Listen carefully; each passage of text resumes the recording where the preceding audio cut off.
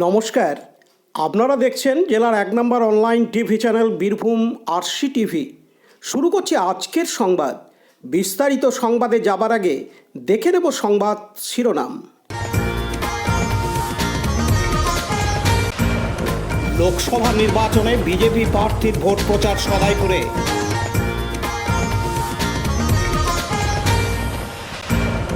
জলসত্রের মাধ্যমে সুমিষ্ট শরবত সেবন কাকরতলা থানার রসা গ্রামে।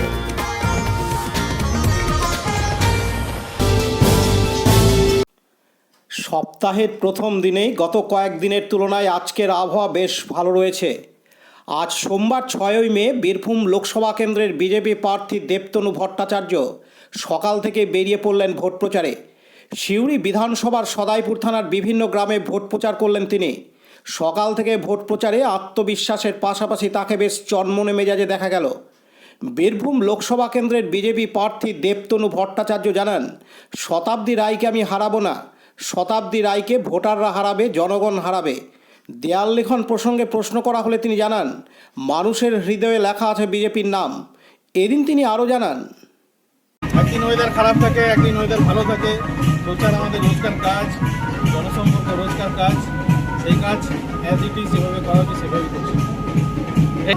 শতাব্দী রায়কে আমি হারাবো না, শতাব্দী রায়কে ভোটাররা হারাবে, জনগণ হারাবে। আর প্রচারে আপনারা এখনই দেখতে পেলেন স্বতঃস্ফূর্তভাবে মানুষ রাস্তায় নামছে, মহিলারা আসছে। তথাকথিত তৃণমূলের ভোট ব্যাংক মহিলা, যাদেরকে লক্ষ্মীর ভাণ্ডার দিয়ে ওরা মনে করেছে আমরা কিনে নিয়েছি, তারা কিন্তু বিক্রি করেনি নিজেদের ওদের কাছে। সেটা আজকের প্রমাণ করছে।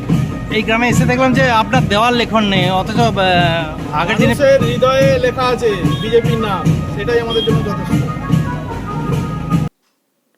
লালটু মুখার্জির report, Birbhum RC TV, Sadaipur. এখন বিজ্ঞাপন বিরতি, ফিরে আসছি বিরতির পর। সব থেকে ভালো চিকিৎসা, সবচেয়ে কম খরচে, সবচেয়ে কম খরচে। সব থেকে ভালো চিকিৎসা, সবচেয়ে কম খরচে, সবচেয়ে কম খরচে। বিশ্বমানের স্বাস্থ্য পরিষেবা মিলবে দিনে রাতে, বিশ্বমানের স্বাস্থ্য পরিষেবা মিলবে দিনে রাতে।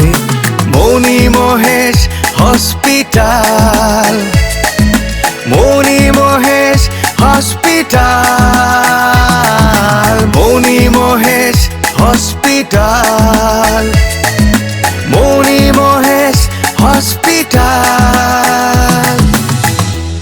মণি মহেশ হসপিটাল, দুবরাজপুর, বীরভূম। ফিরে এলাম বিরতির পর।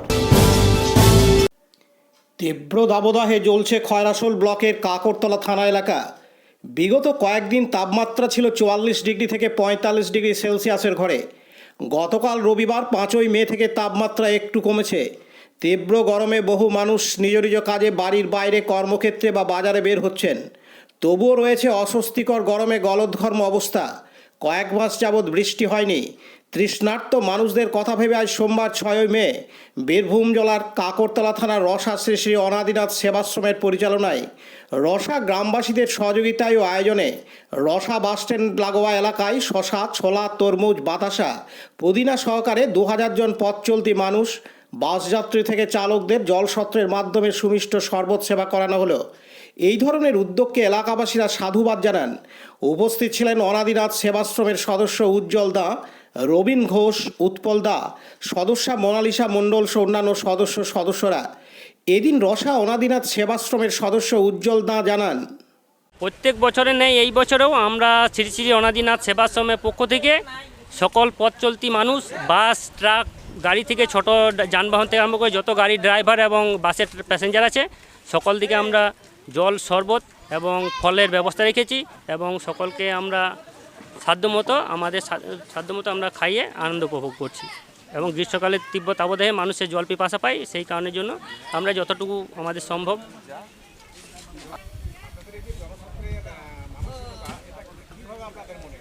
দেখুন, আজ কয়েকদিন ধরে যে তীব্র তাপদাহ বাড়ছে, সেখানে মানুষ বাড়ি থেকে বাইরে বেরোতে পারছে না এবং বাড়ি থেকে বাইরে বেরোলেও প্রয়োজন মাফিক তারা বাড়ির বাইরে যাচ্ছে। অথচ বাড়ি বাইরে গেলে তাদের একটু জল পিপাসা পাচ্ছে, তারা কষ্ট পাচ্ছে। সেই কারণের জন্য আমাদের একটা ক্ষুদ্র প্রচেষ্টা যে আমরা সকলকে একটু সামান্য জল শরবত খাইয়ে তাদের পিপাসা যেমন মেটানো যায় সেই সাহায্য আমরা সাধ্যমতো সাহায্য করছি। আমার নাম উজ্জ্বল দা, আমি সেবাশ্রম শ্রী শ্রী রণেন্দ্রনাথ সেবাশ্রমের একজন কর্মী।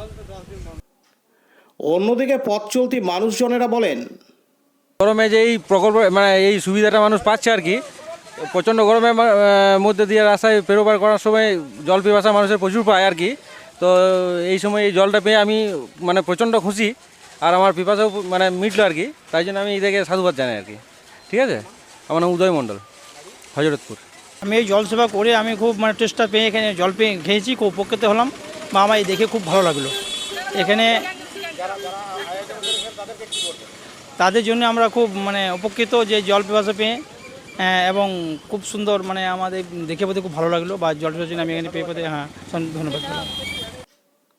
বিপিন পালের report, Birbhum RC TV, Kakartala. আজকের সংবাদ এই পর্যন্ত। পরবর্তী সংবাদের জন্য চোখ রাখুন বীরভূম আরসি টিভির পর্দায়। নমস্কার।